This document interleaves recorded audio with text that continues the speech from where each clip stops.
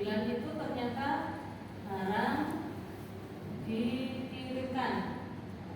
Tapi ya nggak cuma nulis gini toh ya. Gimana kamu? Untuk biaya produksi melakukan produksi bla bla gitu ya. Tetap harus ada keterangan bahwa melakukan produksi itu nanti dengan mengambil bahan bakunya berapa. Terus setelah itu produksi selesai dan langsung diambil. Nah, berarti pada tanggal 10 ya itu berarti. Iya, tanggal 10. Oke. Dan berarti selesainya tanggal berapa? 9. 9. Kalau selesainya tanggal 9, berarti mau nggak mau tanggal 9 tadi harus ada persediaan barang jadi. Tapi kalau barangnya langsung diambil, ditulis dulu tanggal 10-nya, bukan tanggal 9. Kalau memang jadinya di tanggal 10. Ya. Setelah itu, ketika barang sudah siap untuk dikirim, gimana jurnalnya? Kalau barangnya cuma dikirim aja, itu apalagi langsung diambil, dia udah bayar apa belum gitu? Belum mas kredit. Oh, dia ini kredit. Iya. Oh, iya. Kelihatan? Kelihatan. Oke. Nah, berarti ketika barang itu dikirimkan saja, maka akan muncul dokumen.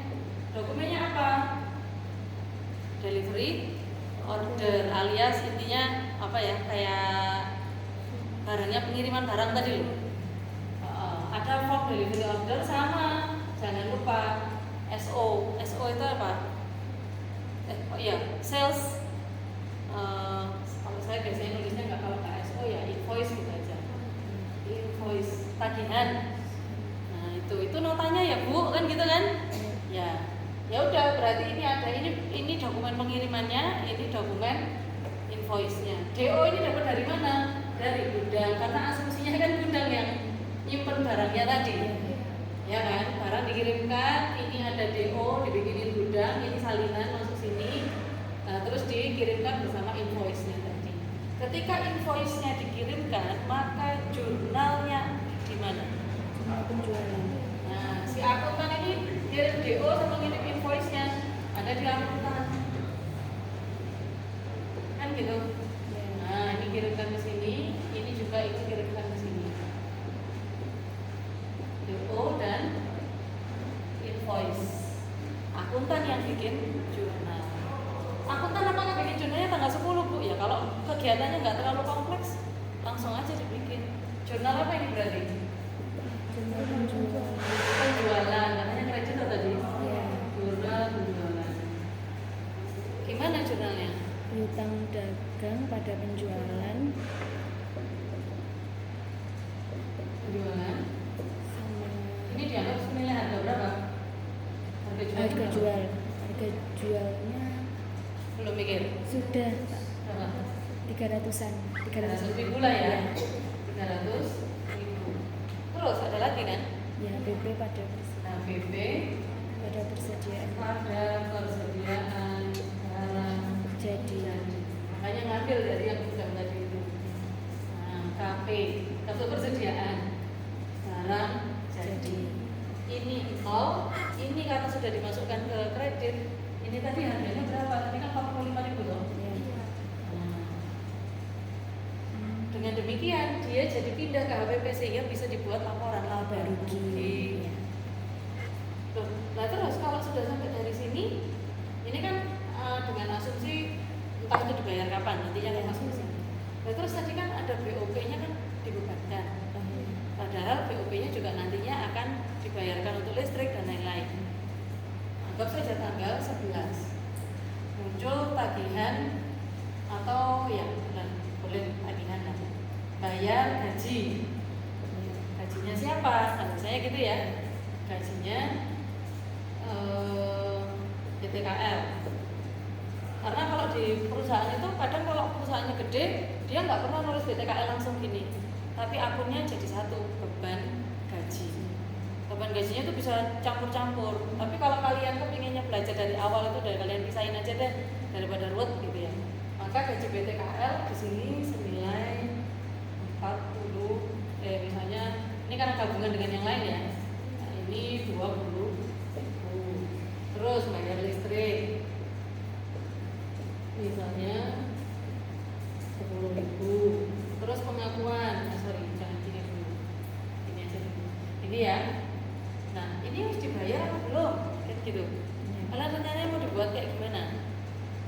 Tunai ataukah ngutang-ngutang dulu? Tunai. Berarti ini langsung bayar listrik sama langsung bayar gaji gitu nanti.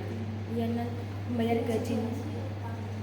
Membayar gajinya kita pengennya Kalau lihat dari situ kan kayak ngutang ya. langsung setelah produksi selesai langsung dibayar gitu.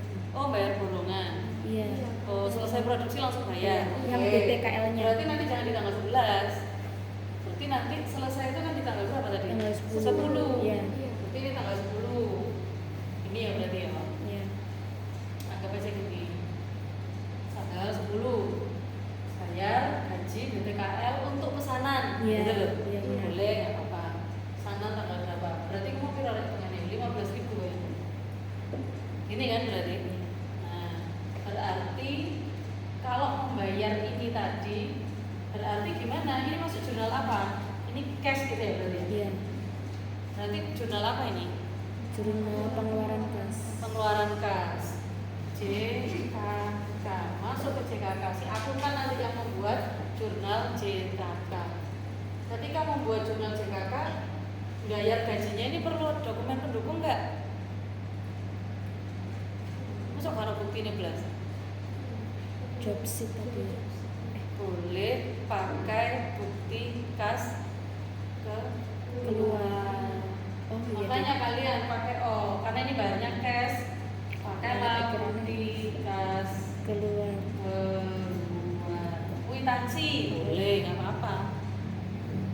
Asal bukti transfer, ya nggak apa-apa.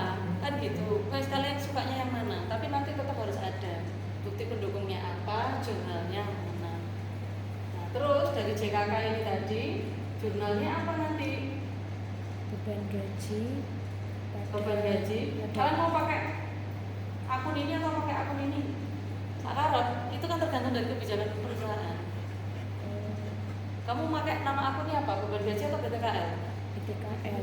Oh BTKL. Jadi langsung sini.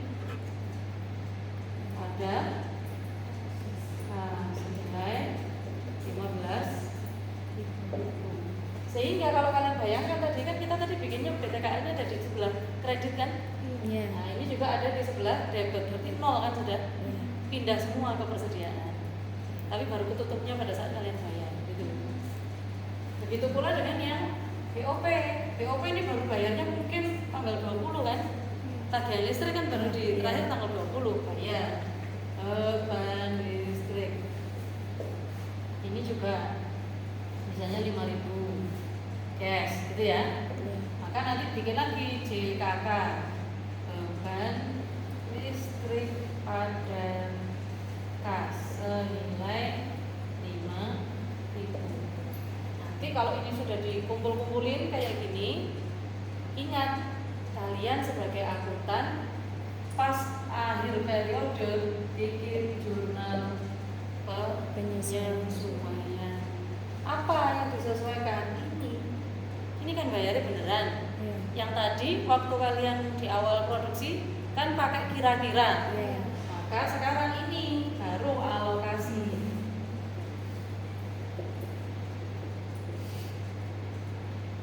Gitu. Baru alokasi ke BOP aktual. Sehingga apa yang di tanggal berapa berarti tanggal 31 gitu ya. Tinggal 31 Juli jurnalnya gimana? Ini berarti BOP aktual pada beban listrik senilai 5.000. Nanti ada lagi penyusutan misalnya 2.000. Nanti berapa lagi? Ada lagi kalau misalnya sewa gitu ya. Ini 10.000. Nah, sehingga ini tadi jadi 17.000. Padahal tadi kita memperkirakannya berapa? 20.000. Ada selisih kan? Iya. Nah, maka nanti di tanggal 31 ini juga itu kita matchkan. Ini dinolkan, jadi ini nanti masuknya 17.000. BOP dibebankannya pindah juga.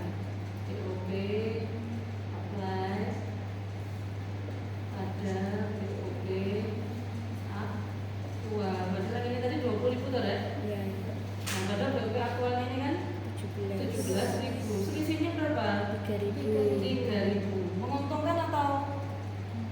merugikan? Menguntungkan.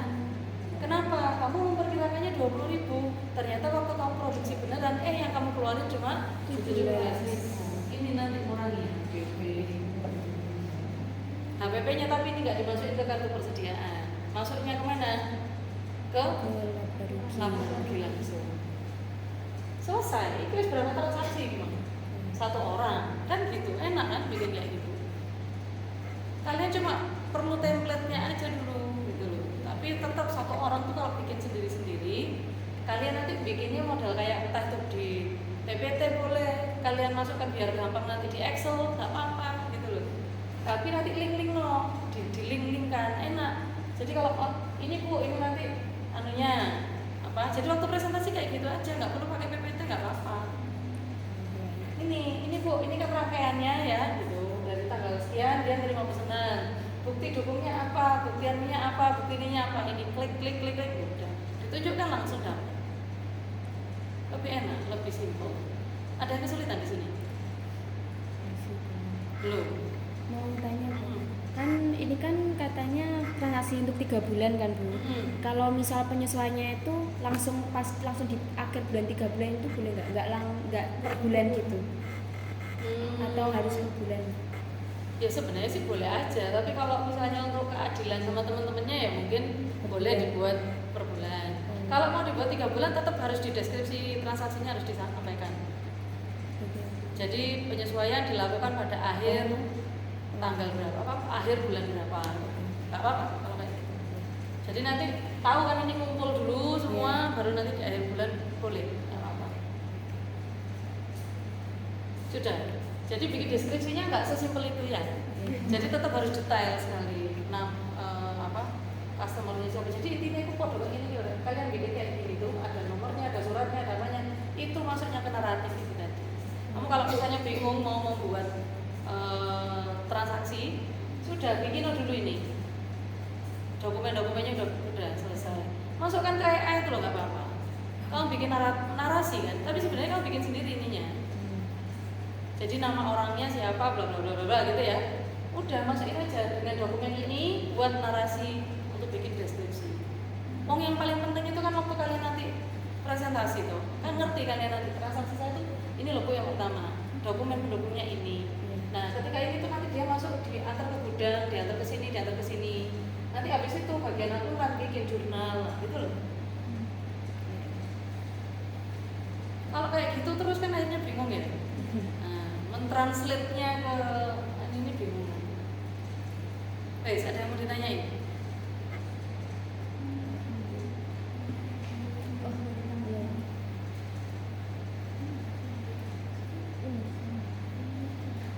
Tapi itu kan buat service stok, bukan buat produksinya. Kalau buat produksinya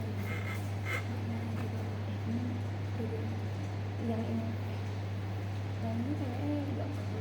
Kalau kan ini kan kayak pembeliannya itu sendiri kan. Kalau ini kan memang buat produksi.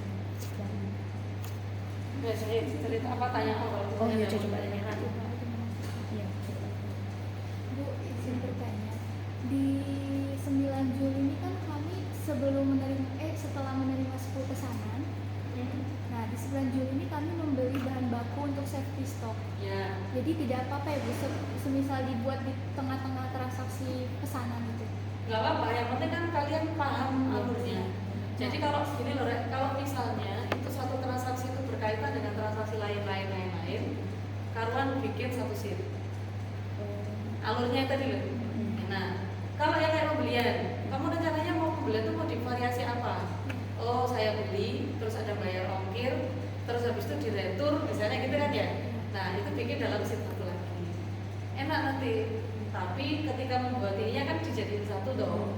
Tapi nanti waktu menjelaskan itu kalian bikinnya itu per siklus tadi. Itu enak. Kan lebih nyambung juga buat kalian kan kalau membahasnya per siklus.